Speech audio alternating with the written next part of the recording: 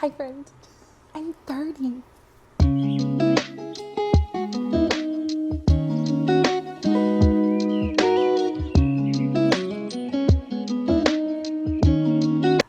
Welcome, my sweet friend. I am so happy that you're here with me today. I am excited to talk about today's topic. I had a birthday party and it was themed, and I can't wait to share with you the pictures and all that jazz. And I hope you're inspired to maybe host your own themed party or something like that. So for those of you that are brand new to my channel, hi, my name is Amani. I'm so grateful that you are here. I create faith and lifestyle content over here on this channel. Just anything that I can do to help encourage you, because I'm sure you're doing the absolute best that you can. Here, everyone is just imperfect people learning to love God's word. I'm also the author of this book, which is A Battle Verses for Mothers, Encouragement for the Weary Mama. It has 12 stories from 12 different mothers going through all different kinds of walks of life, with two things in common. One, none of us are perfect. Two, all of us need Jesus. So if you need a little bit of a lighthearted, easy read, pick me up of just someone reminding you that, like, hey, you're doing a really good job, I'll leave the link for this in the description below. So today we're going to talk all about birthday parties and themed parties and the gift of hospitality. So if that sounds good to you, that sounds good to me. Before we dive in, if you wouldn't mind hitting the like button, that would be fantastic. So that way I can see what kind of content encourages you best, and then I can continue to make said content. So friend, I had my 30th birthday party. It was so much fun. Check out what this theme was. The theme was an old Hollywood murder mystery birthday party.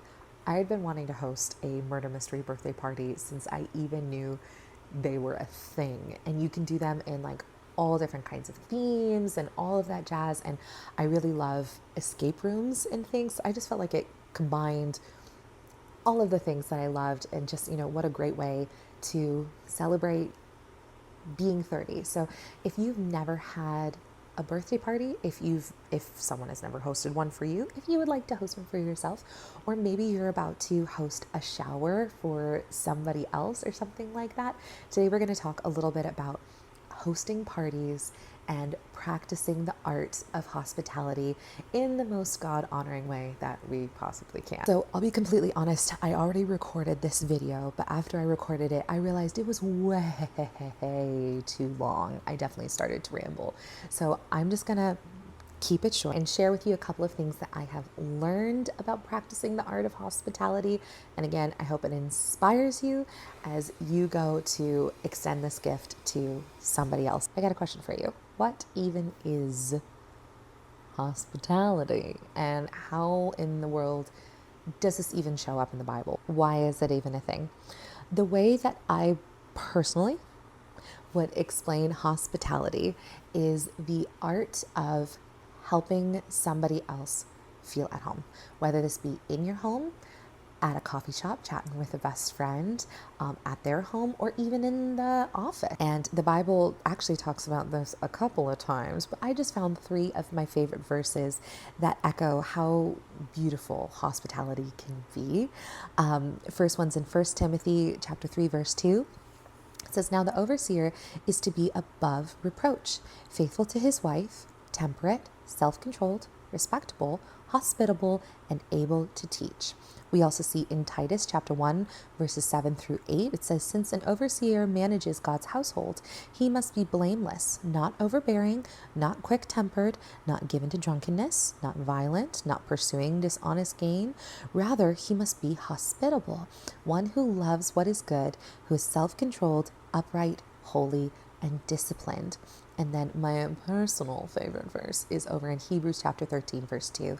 And it says, "Do not forget to show hospitality to strangers, for by doing so, some have shown hospitality to angels without knowing it."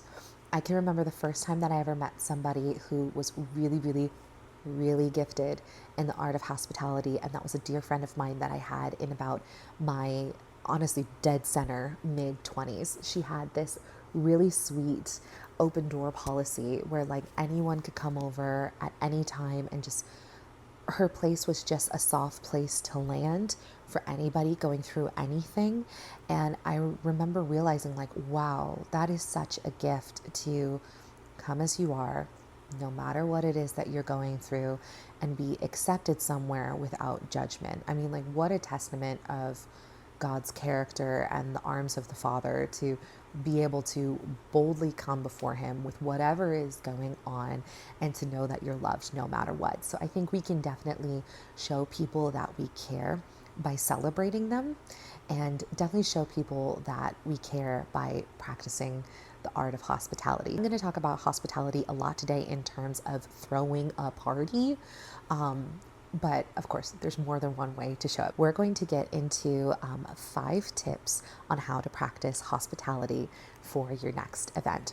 Tip number 1 is try establishing a theme. A theme is a really fun way to bring clarity to your event. It can help clarify the fun things like the colors, the music, the decor, if you want people to dress up, something like that. But it can also help bring the silliness out of everyone.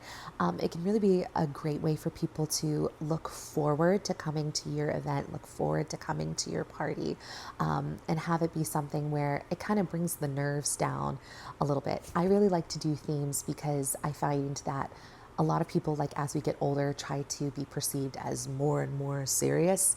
So to know that they're going to have something where they can let their hair down and be silly and be goofy without judgment, again, is furthering that theme of allowing people to feel at home, regardless of where they are. I do think that laughter is a really great medicine. So any way that you can help people just kind of loosen up a little bit without the need of alcohol is really, really great. And I think being a little silly is a great way to bring that out of people. The next tip that I have for you is try to incorporate some type of element that is DIY. For me personally, I found that I was going to DIY the mystery of the party itself. I had looked into hiring somebody. I had looked into us going to a murder mystery dinner. I looked into purchasing one of the murder mystery games that you can do. But I found myself hitting a roadblock, whether it be something was too expensive, something was going to take too much time, or something was going to require that my guests go to a location that was too far away from their home.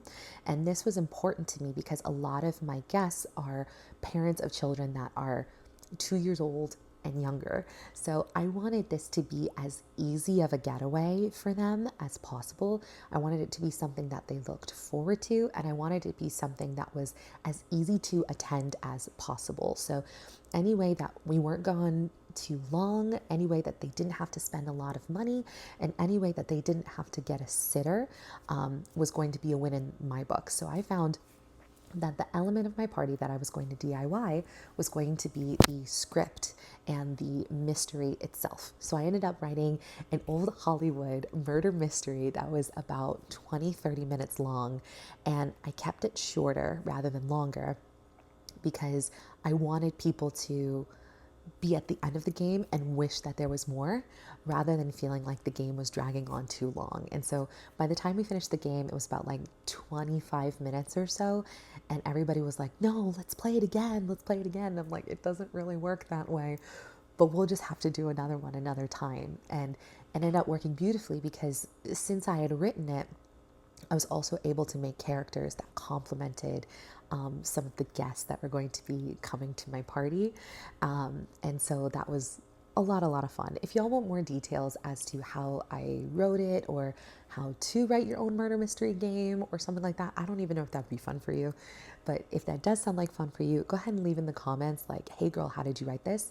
And I would love to make a video sharing my tips and tricks about how to DIY something like that. I'm not the girl that really DIYs decor. I'm not the girl who home cooks every meal from scratch. So I did know that this was a way that I could add a fun personal touch to things. Third tip that I have for you is don't overextend yourself. Attribute things to the party that you know you can do without exhausting your time, energy, or resources. If you want to create, I just keep thinking of balloon arches. I'm sorry, but if you want to create this huge balloon arch, but it's going to take 45 minutes to do, and you only have 20 minutes to set up for your party, then unfortunately you have a boundary of time. You might not have a boundary of finances, like you might have bought everything that's needed for it, but you might not have the time to be able to finish it and to finish it well and have a good attitude by the time the balloon arch is done.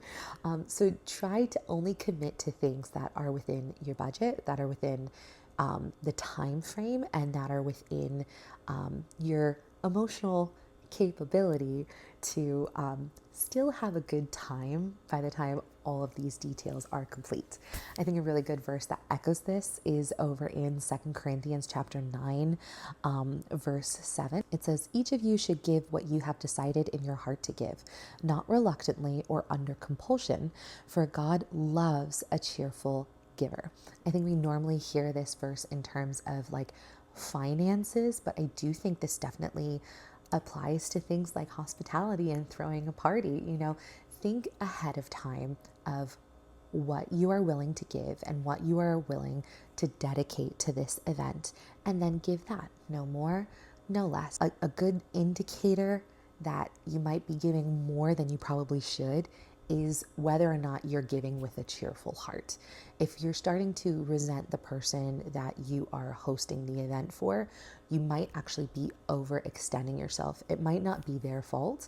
It actually might be that you have begun to overcommit to this event, and it's probably time to delegate some of these things to somebody else, or just let go of the expectation overall. Remember, the goal is to help other people feel at home, and it's kind of hard for other people to feel at home at a party if we're kind of short fused and we're frustrated. The only reason that I'm hitting this point home is because I have definitely learned this the hard way a million times, where I've wanted to host something for somebody else, or I've wanted to show up for a friend in a certain way, and I end up giving more than I should, and by the time that it's done, I'm all of a sudden mad at this friend, or I don't want to do this ever again, or all this other stuff. Well, the problem was I either didn't make a plan of what I was happy to give, or I went outside of that plan and I overextended myself and no longer was giving with a cheerful heart. So whatever you're doing, especially if you're hosting an event for somebody else, make sure that you're within your boundaries so that we're able to give with a cheerful heart. My fourth tip is this. So maybe you found out that, okay, I want to do XYZ, but maybe it is time to delegate one of these tasks to somebody else. My tip for you is to plan and think ahead of time of how people can help you. So basically the fourth point is that it takes planning in order to delegate. A really great example of this, my mom uses all the time. I don't know who said it originally, but my mom says all the time, to be clear is to be kind. So say, for example, you are hosting your party and you really want everybody to have peanut butter and jelly sandwiches, okay? So somebody shows up and they're like, "Oh, hey, how can I help you?" And you're like, "Hey, can you make these peanut butter and jelly sandwiches for me? And can you cut them down the middle for me as well? That would be great." And they're like, "Yeah, sure, no problem. Everybody knows how to make a peanut butter and jelly sandwich." You walk off, you finish what you need to do, come back only to find that the peanut butter and jelly sandwiches are an absolute disaster. You wanted creamy peanut butter and they used extra crunchy.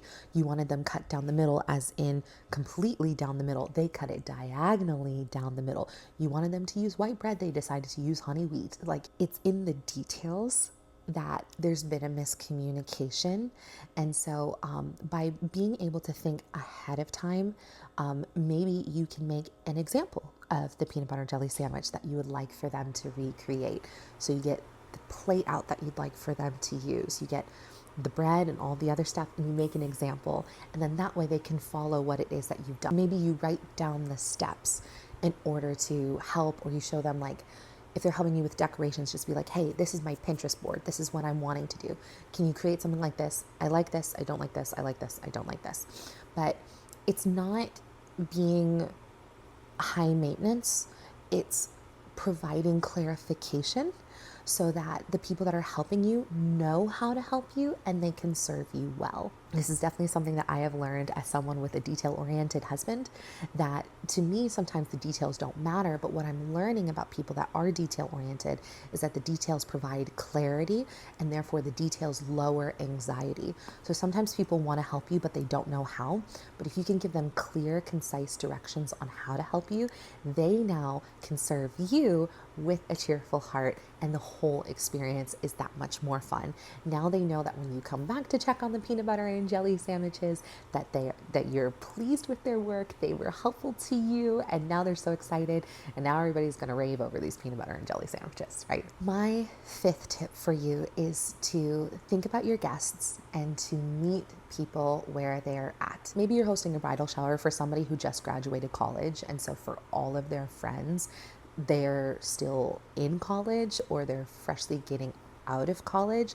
So maybe don't expect them to go to something that is going to be financially stressful and a stressful financial commitment for them.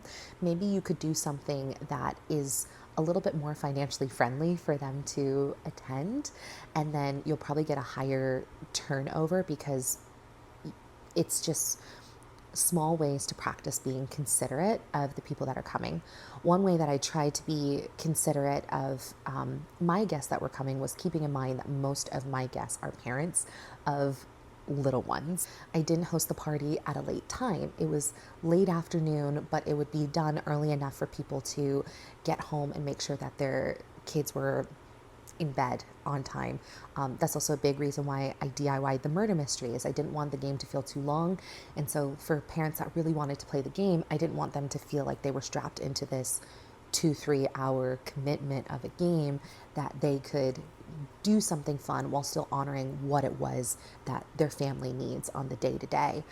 So just small details that you could do to show your guests that you appreciate that they've come to this event, that you appreciate them as a person, and that you're just really grateful that they're there. Small gifts like party favors. This is another great way to meet people where they're at and to show them that you appreciate that they're there. And it doesn't have to be anything expensive. It can honestly just be like a little bag with like Hershey Kisses inside. You know, it can just be something really small. It can also be a handwritten thank you note. It can also be a thank you text message when they leave. It can be a phone call a week later, just being like, hey, I really appreciated that you came to this shower and showed up. Like that really means a lot for me. Just finding small ways to meet people where they're at, to adjust the event as best as you can to be considerate of those that are coming to celebrate with you. I hope that those tips were very helpful for you. I hope that they encourage you as you are preparing to maybe host your next event, or maybe you're just curious as to what we did for mine or anything like that. One thing that I did want to add before I was done with this video is that as best as I can, I would love to add this like teeny tiny little segment at the end of my videos, which is like the recommended song. I can't think of a title of this. Can y'all let me know? I'll put like a cute, like, here's the song section, you know, like title thing, you know, whatever y'all think that I should call it. But one big way that I connect with the Lord is through music and through songs. And so there was a song that came into my life recently, and I feel that it definitely depicted where I feel like I'm at with the Lord on my 30th birthday. And something that was like the biggest gift possible was that at my birthday party, the overwhelming feedback that I got was that everybody was saying that I was so much myself, that I was unapologetically myself, authentically myself, and that they hadn't seen that in me in a very long time. Like people were saying, you were Amani and you were Amani to the max.